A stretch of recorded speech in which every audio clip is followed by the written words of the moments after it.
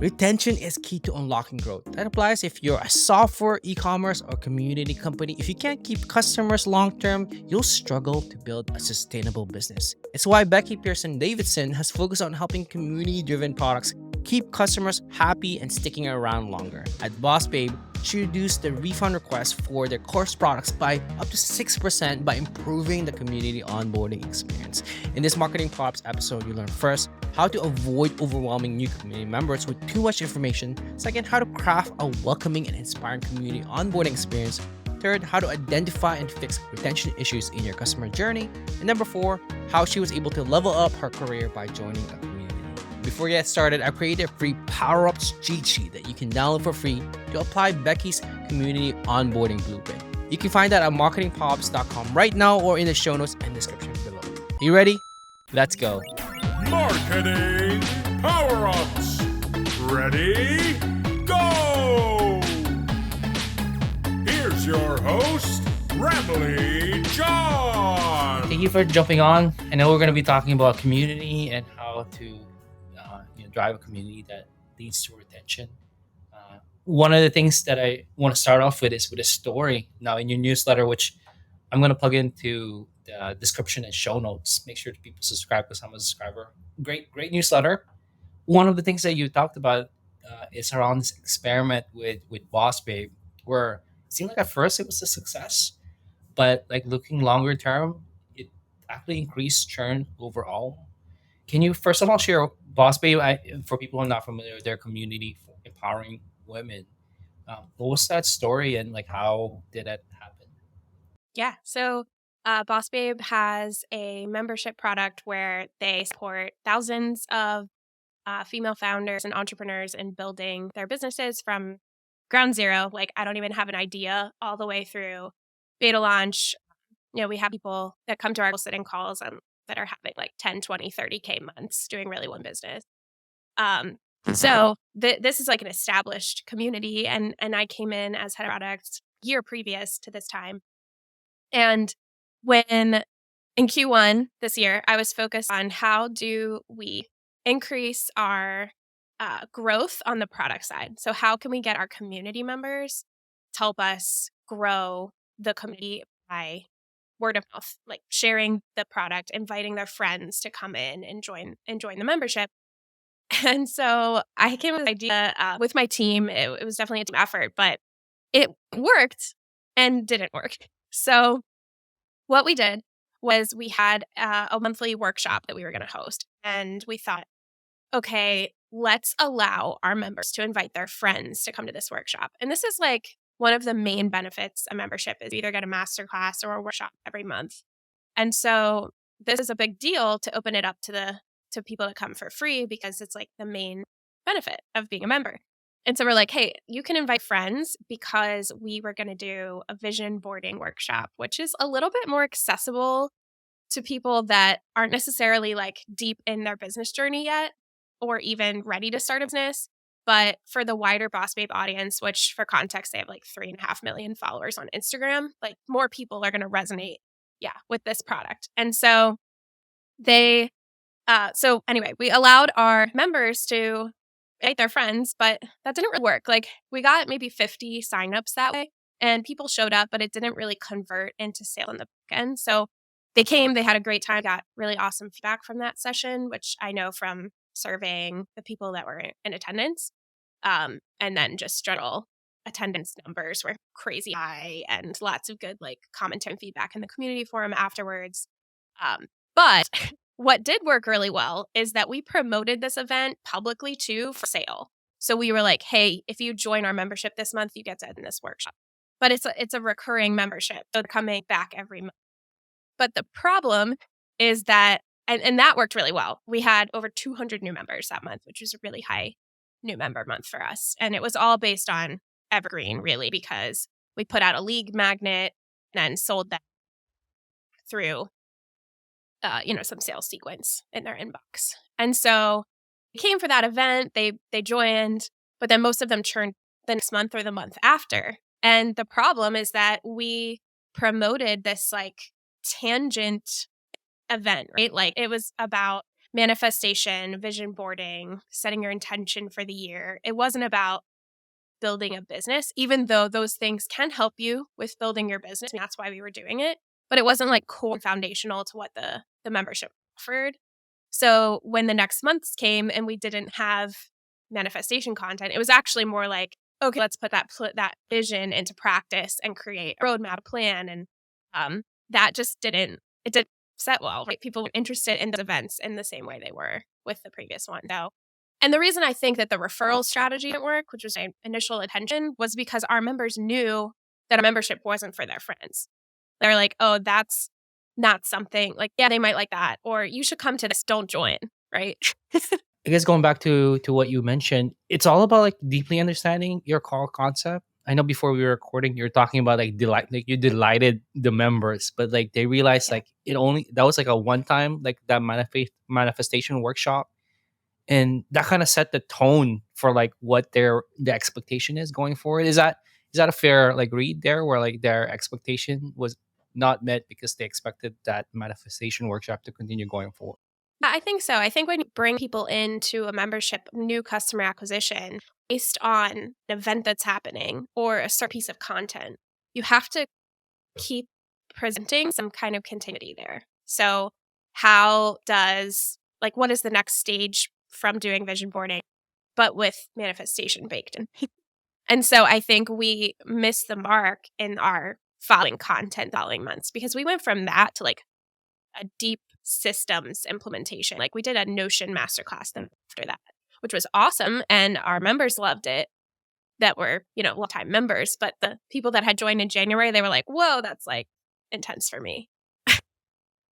I like that. That is Notion. Yeah, you're right. I think it might be like a few steps ahead where getting systems set up. More so, the people who join because of that, manifestation workshop might be earlier in their journey towards whatever they're working on, rather than uh, most of the regular members. Which I guess kind of leads to what we wanted to talk about, what you wanted to talk about, which is around onboarding customers. I know that I wrote a book more specifically around user onboarding for users, but I'm not sure. Would you say let's talk about onboarding for community, because of your work, you were able to reduce the refund requests at Bossbabe by 6%, and I think that's way below the industry standard. So can you talk about what, first of all, Bossbabe's onboarding before you came in and started? Okay, so this one is specific to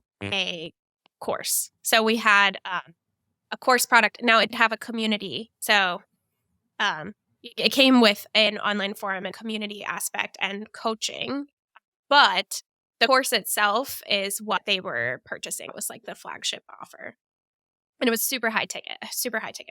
So the refund rate was significant. I mean, we're talking about like by reducing it that much, you're saving six figures. Like it's exponential. And so what happened is that when somebody joins, this is 100 module course. It's Wow. massive. That's huge. We're helping people build businesses on social media. We had one member recently went to 100K followers really quickly. And so it's designed to be a 12-week program, but really it's a community of practice. It's something you have to do over time. Like 12 weeks to go through all the content is realistic, but it takes time to practice and build that out. So anyway, that sounds overwhelming probably, right? So so if you purchase this course and you join and then you're like, holy moly, this is a lot. This is a lot. And of course we're sending emails. Like, It does. you've got this. We're so glad you're here. Here's your first step. Here's your next step. Where do I Watch the start? first module. And we have lots of introduction modules. But and we're like, go introduce yourself in the community. But actually from your book, I was reading about coming up with aha moment. How quickly can we get to an aha moment? And when we talk to customers and look at the drop off, I start to understand, okay, people are overwhelmed and they think, I can't do this. I'm not capable of doing this. This is awesome, but this is not for me because I can't do that, right? Because it's like a mindset book. And we have lots of mindset content early in the product for this reason. And I think our refund rate would be higher if we didn't.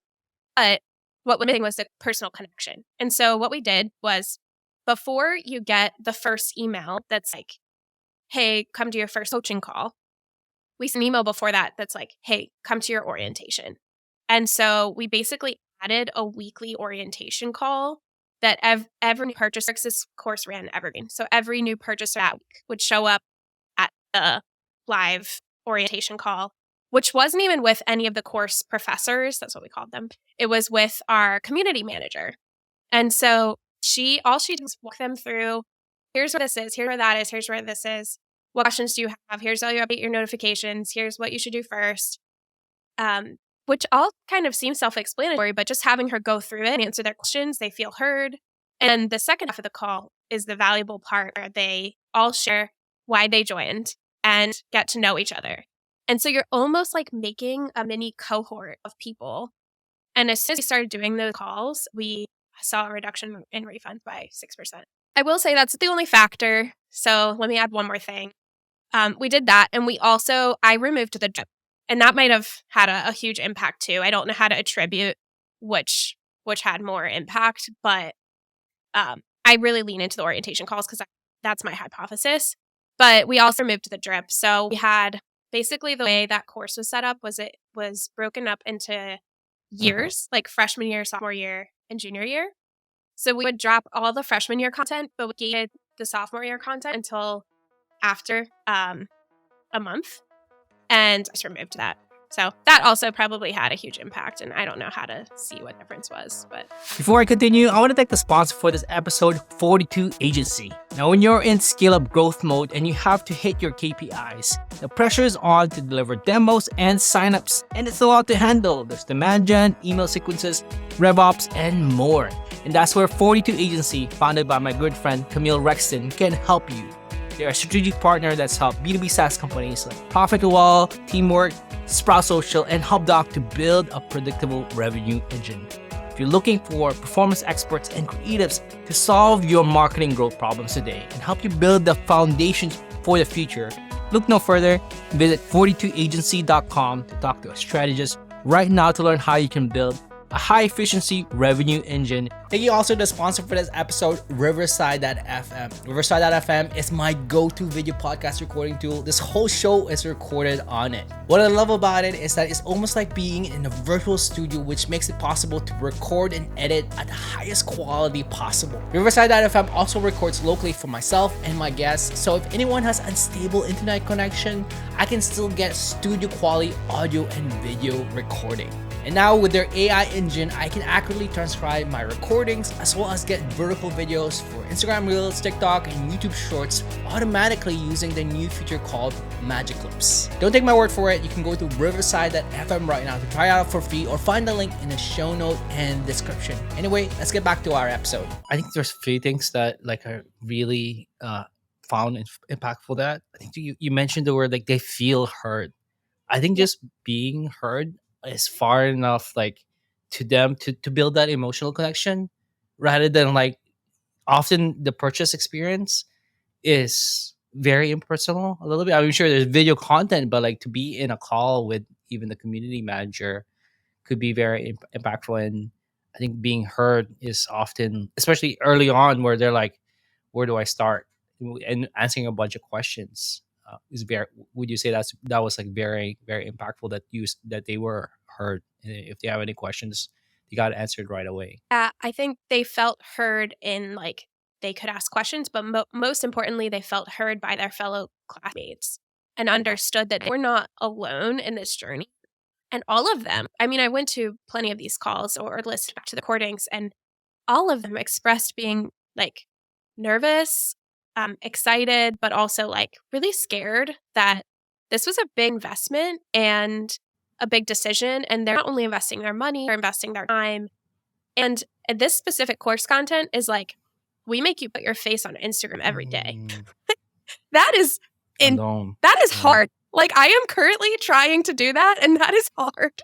Like you're in the same stage as the other people that are starting at the same time as you, and just really making them feel like you're not alone, and there are people that are they're on the same path with them. It's about reducing that doubt where like, I'm putting myself out there, and because there's people around me who are also doing it, it's almost like like a Peloton workout. Like, I'm not sure. I'm trying to connect it to like a CrossFit gym where like it is hard to do one of those CrossFit workouts, but like if you do it together, it feels like, hey, it doesn't seem as hard if I'm doing it with a few other folks together. Yeah, it's funny you bring up Peloton Say. because I think I talk about that on like every interview. And in my last few cohorts of teaching UX design, like all my students make fun of me for how many references I do to Peloton. But they do community really well. Like the leaderboard, the way you can connect with your friends, and the way you can encourage your friends and keep them accountable. It's accountability is what it is. And when you start on some new transformational journey, which is often a community product is serving, that's scary, and you need a cohort of people to do that with. And that's why, universities are the way they are. You're there for the actions and relationships you're building, and it's a lot more than going to class. I like that example with Peloton. You're right. I think being together. Do you try to get those cohort? I mean, that group of people who are in the rotation like together, or does it become almost like organic where, oh, you're in the same orientation as me. Let's stay in touch. Yeah. I guess through a group chat that they have on the side, or do you just let them like do their thing as a quote unquote cohort that joined that orientation together? We did let them do their thing. We let them like share their handles because they wanted to connect on Instagram because that's where they're building for the most part.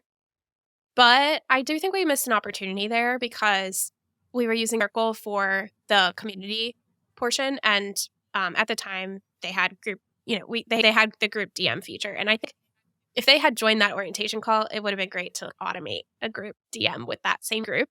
But that's not something we were able to prioritize in the roadmap. But I think it would have been smart. No, it's still. I think that's super important. Like you share each other's handles, so that sometimes it feels encouraging when you're posting something up there and people are actually commenting on your posts rather than like you're out in the wild, and having that group of people who were like, that person was in my orientation, I'm gonna like whatever they post up and leave a comment because I know that will help them. You talked about accountability, that it will help them push a little bit further throughout this course. Yeah, did you ever hear of Ship 30 for 30? I did, yes. I was not part. I did not join, but I've seen a lot of people with the ship symbol on their handle. So yeah.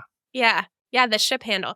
I think they did a really good job with like the social icon of that, like creating community but in a public space, in the sense that if you saw the ship icon and somebody else's or emoji on somebody else's handle and you saw them tweet, and you're more likely to engage in that tweet, like, I see you. And like, I'm also on this journey of tweeting into the void. and thank you for liking my post because I feel seen today, right? Yeah, they feel seen, they feel heard. I feel like there's that feeling, they're feeling connected with this community. And as because of that, they're them getting a refund, them leaving that space, they're not just leaving the course, they're actually leaving their friends. They're leaving people who were engaging with them. And it's a little bit of social pressure, but it works. I think it works because it's harder to leave friends than it is to leave a product or a course. In my work, one of the tools I use is that I like to create a customer journey map. And when I say journey map, I really mean like, yeah, you can write down every single step that they go through, but I mean tracking that against their emotional journey, because those are the opportunities where you can increase retention and reduce refunds and serve them with additional products that can help your Ascension model as well. Because it's like, if you know where they're going to hit an emotional dip, that's where you need to come in and support them. And so that's my first step with my clients is, let's make your customer journey map and figure out where all the places where somebody loses faith in themselves that you can lift them. That's super, super interesting. Maybe can you walk through like how is it just based on like, I'm guessing based on, I know you're a big proponent of user interviews. I saw one of your newsletter posts about that. Is that based on those interviews, or like based on how do you map out those emotional gaps? Yeah. And then I guess a follow up so I don't forget. You mentioned Ascension, customer Ascension, because I want to get to that a little bit later because that's a super important concept. Let's talk about the emotional journey map first. Like, how do you put that? How can people put that together? Yeah, the more data, the better. But I think the most important thing is to have both qualitative and quantitative data. And so customer interviews, that's going to give you qualitative data, because if I ask you a question with multiple choices, you can give me an answer and that information is valuable, but I can't say why. I can't get a deeper understanding of exactly why you answered that way and maybe what the root cause of that is. Like, you just can't get to that root cause until you ask why like 5 times. I think is that everybody talks about 5 whys. And so interviews are super important, and everybody thinks like, oh, I don't have time for interviews. You only need to do like 5 to start seeing trends and understanding a problem deeper, especially within the same customer segment. And so interviews are a must. And then I also like to supplement that with product data if possible. Like, where are people dropping off? Like, let's say we're talking about a course. Are they dropping off after video 2 or module 2? Like, that's important to know, because then we need to come up with some hypotheses.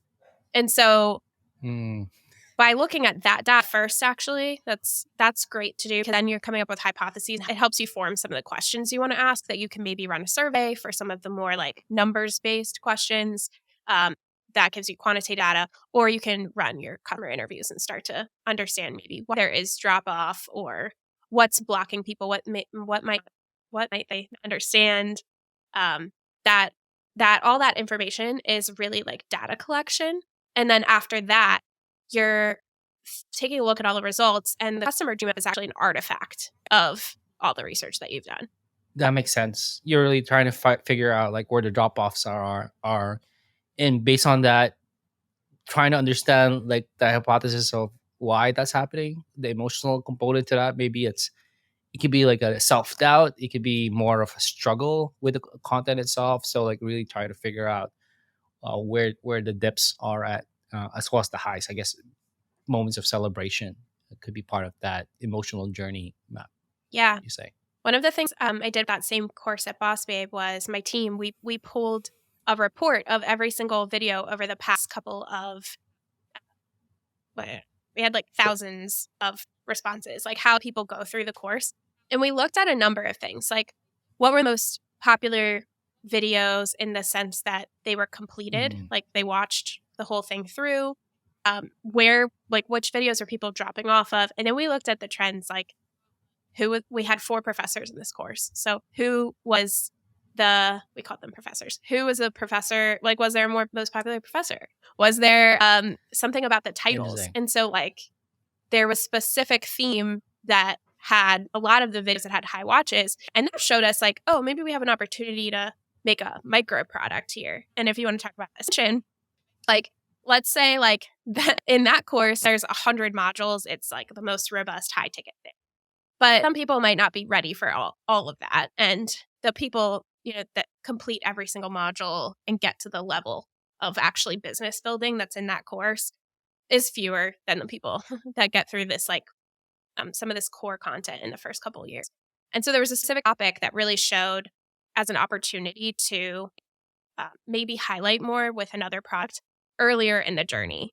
And so again, let's go back to our new map, where we see people potentially dropping off because they're totally overwhelmed. They're like, this a lot for me. I'm not sure I'm ready for this.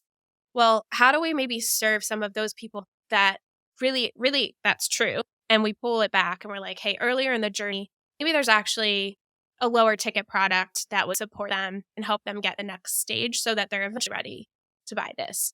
So I think whatever product somebody has, you want to look at what's working really well, what's not working so well, what opportunities are there for us to add an additional product or just improve that one. But sometimes there's opportunity for an additional product that's either earlier in the journey, like as an add-on, or that comes later. Because if people are completing everything, they're moving through the course or they're using every single feature available to them, they're going to graduate. And so when they graduate out, wouldn't you rather them stay with you, if possible, than like that opportunity to create an Ascension product? And that makes sense too, in the sense that I think like helping people ascend. And like, I imagine it's like walking up steps.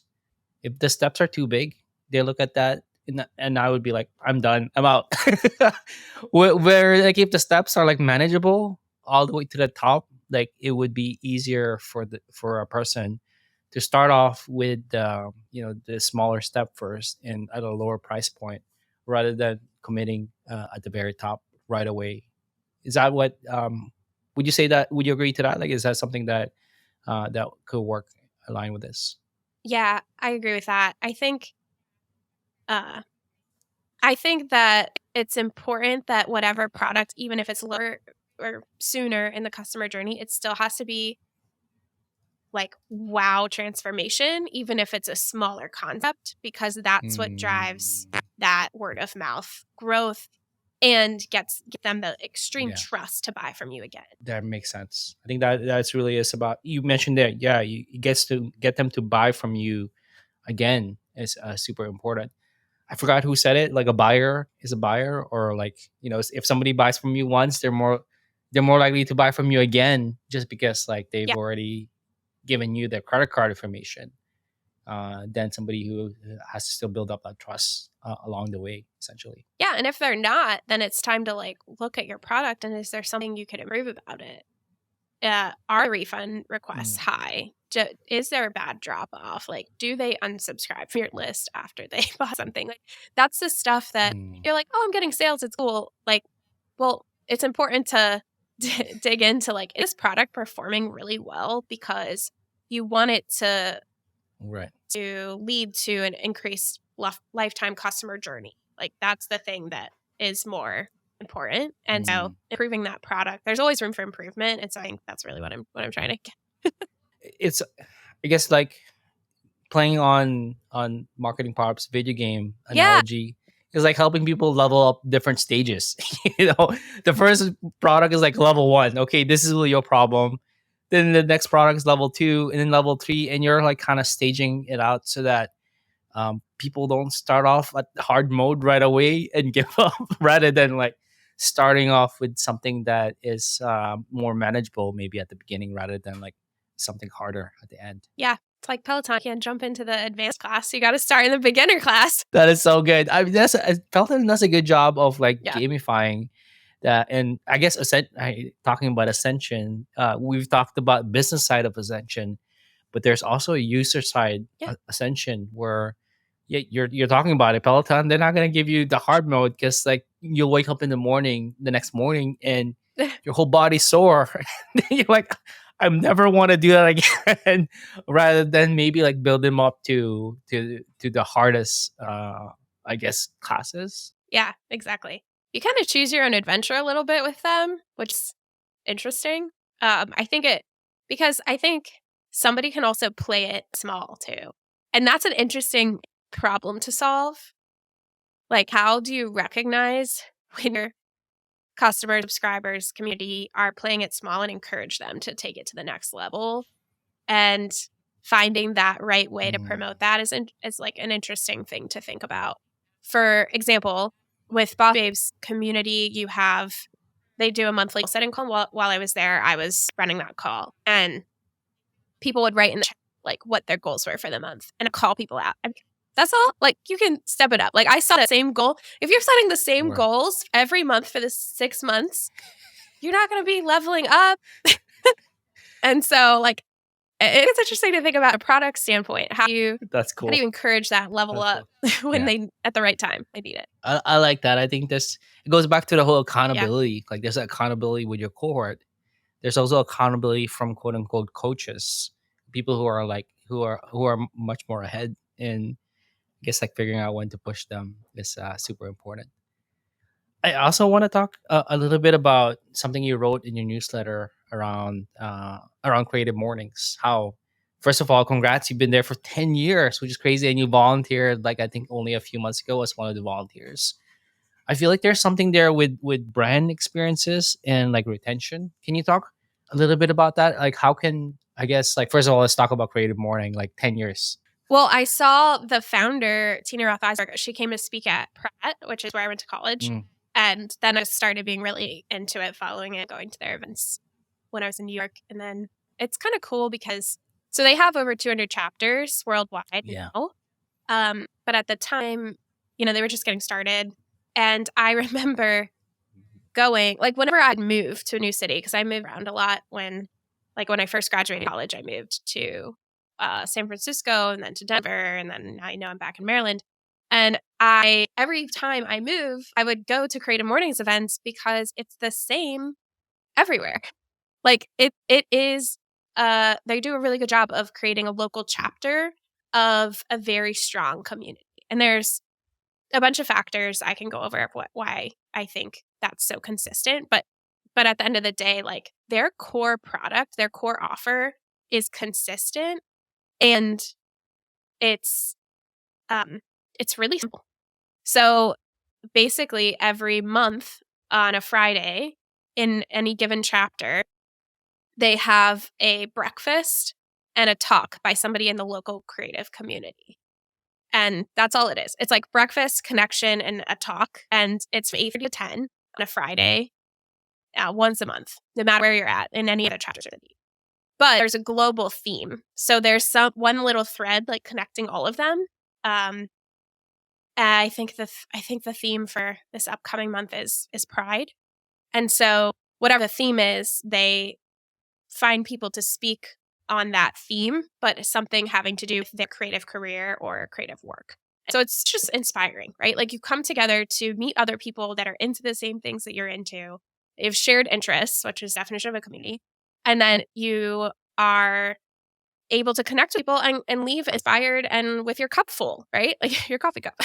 And so that's, it's just a really clear premise, the whole concept. So that's the core product. And then they have this, like you and I were talking before about like core and adjacent or tangent content. And so that's their core offer, their core product. Then they also do really fun, like surprise and delight things. Like you said, I just started volunteering with the Baltimore chapter, and we offered during one month, they did headshots. Like a few of the volunteers are photographers. And so they did headshots for anybody that was in attendance. You got free headshots, which is super cool, especially in the creative community. As you know, like as we know, headshot, like people know it everywhere. Like yours has a yellow background and I'm positive. And so, had a few people setting up. It was super cool.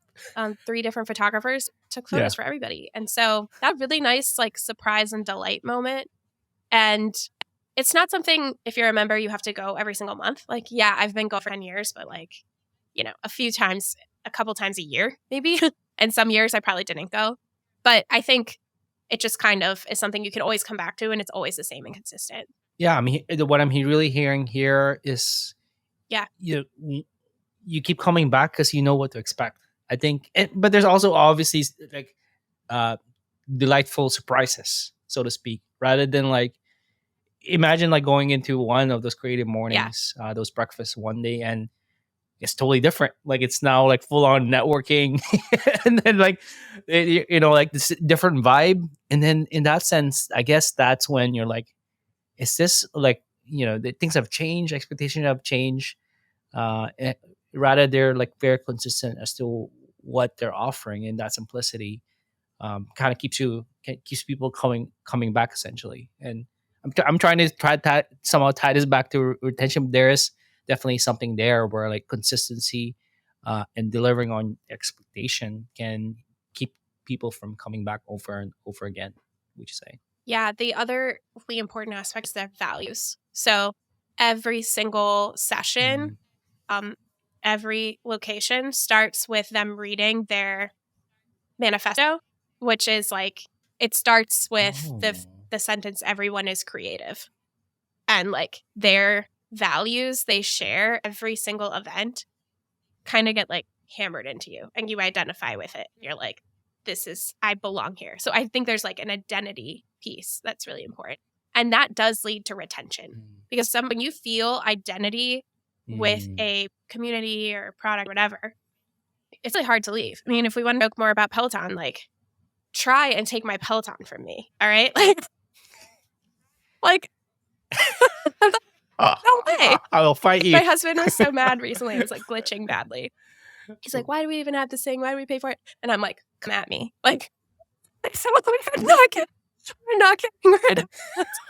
I hope I'm like, mates, our internet. You should go fix the modem. There's true. I mean, it goes back to like you're not leaving the product, you're not leaving the service. Yeah. You're actually leaving a part of your identity if you leave that behind. And I'm not sure. Do Peloton do you have a name like Pelotoners? I'm not sure. I find like that could be part of the identity where HubSpot has, they call themselves Hub fans, and I'm curious if it ties into it, where like you're actually giving a name to the community members, not just members. At the lab with Jay Klaus, it's I'm not sure if we call ourselves scientists, creative scientists, but there is something there. Yeah. Yeah. I don't know. I think it is Peloton because that I'm gonna butcher this, but the word actually means like a group of bikers. Yeah, and because in their class they call you as like, okay, Peloton, let's keep going. You know what I mean? So like, I think that is the word they use, their brand name, which is unique. And let's use Bossbabe for example. That's the same thing. It's like we call them Bossbabe, like, hey, Bossbabe. So Bossbabe. I think, yeah, I don't know. That's two examples of that. But to your point, like Jay's community, he says, like I notice in the community bowl, right? Hey, lab mates. I feel like catching. There's definitely something there. I think giving a name to a group of people, like Peloton, say Peloton. Now you're like, you relate to that. Hey, lab mates. It's harder for you to. Now you're going to be an ex lab mate, which now feels weird because there's an X at the beginning, or like on the X something. Which I think you're right. I think there is like your identity when you tie yourself to that, it becomes harder and harder for you to leave it behind. Which I guess that's interesting. Yeah, and you can't have identity without values. So I think it's really important to like talk about values from the beginning and really make people understand this is what we're about, and if you're a part of this, then this is what you're about. And you see this with companies and their employees, like applications and stuff. It's like, these are the things we value. This is our ethos. Of course, there's the problem that then they don't live up sometimes. Most of the time. There's the values. I know I checked out your newsletter on this VSVQ. You talked about simplicity. You talked about values. I think the other side to that is interesting is like around the visual identity, where like I don't know if anybody's tattooed Peloton on their arm. I know I'm not sure. It's such a strong like visual identity when you don't just like relate to a company. Like I'm sure somebody's like tattooed HubSpot logo on their arm, but like visual identity is part of that identity of you relating to that particular organization or group or people. You definitely see that with sports and like locations. People from Maryland like wear Maryland flag like socks and stuff. Like it's like a thing here. It's like, and I also feel like living in Colorado, it was like that too. Like you're like very proud to be a Colorado person, and there's like an identity that comes with that. But anyway, I think locations and sports, you see that a lot. And with Peloton, I mean, merch, I think with companies like that, I for sure have Peloton merch. Like, I think that's definitely a way to present that.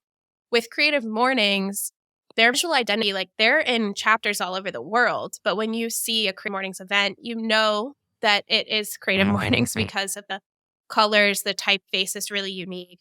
Like their visual identity in their graphics and their branding is so consistent and strong that it's a sub-community. It's a chapter of this larger community organization. That makes sense. I love that. Well, I'm going to link all of this newsletter articles that I mentioned in the show notes and description. I want to shift gears and talk about career power-ups. I know, you're now community-driven product strategist. You have experience leading product retention, user engagement. Previously at Bossbabe, you also have worked at agencies before. I'm curious, what's a power-up that's helped you accelerate your career path? A relationship building is the most important thing that you can do. I definitely would not have been able to start my business in the past few months if I hadn't had like really incredible relationships with people. So what I mean by that is like, I want to break that down a little bit more. It's like showing up as your true self and connecting with people in a meaningful way, and not just because to like shoot the shit over the water cooler or, you know, it goes beyond like having a happy hour with somebody. Like, I think it's like really getting to know people and appreciating them for who they are and understanding their problems, their challenges, and helping them when they need help. And so I've always been somebody that cares a lot about building strong relationships with the people that I work with and meet. And that's why community is so important to me. Like, it makes sense, I'm sure. But I wouldn't have been like every single project I've landed in the past few months have been because either somebody referred me or I already knew the person and they were like, hey, I have this project, you help, right? And that's made starting my business way easier than what I've seen in the market for other people. Like, I think I've been lucky because I do have that strong community of people that are supporting me. And I think it's very like do good in the world, help people in the world. And then when you need help, they'll help you. Yeah, I think, that's why I love like joining some of the communities that I've been. And like we met through Jay's community, it's a great example.